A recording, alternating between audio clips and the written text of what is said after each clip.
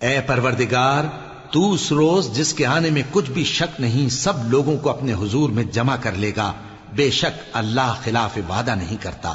جو لوگ کافر ہوئے اس دن نہ تو ان کا مال ہی اللہ کے عذاب سے ان کو بچا سکے گا اور نہ ان کی اولاد ہی کچھ کام آئے گی، اور یہ لوگ آتش جہنم کا ایندھن ہوں گے۔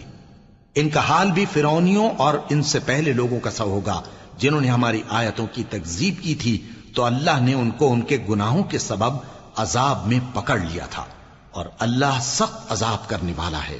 اے پیغمبر، کافروں سے کہہ دو کہ تم دنیا میں بھی عنقریب مغلوب ہو جاؤ گے اور آخرت میں جہنم کی طرف اکٹھا کیے جاؤ گے، اور وہ بری جگہ ہے۔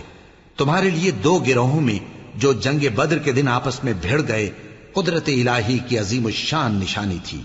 ایک گروہ مسلمانوں کا تھا، وہ اللہ کی راہ میں لڑ رہا تھا، اور دوسرا گروہ کافروں کا تھا، وہ ان کو اپنی آنکھوں سے اپنے سے دگنا مشاہدہ کر رہا تھا، اور اللہ اپنی نصرت سے جس کو چاہتا ہے مدد دیتا ہے۔ جو اہل بصارت ہیں ان کے لیے اس واقعے میں بڑی عبرت ہے۔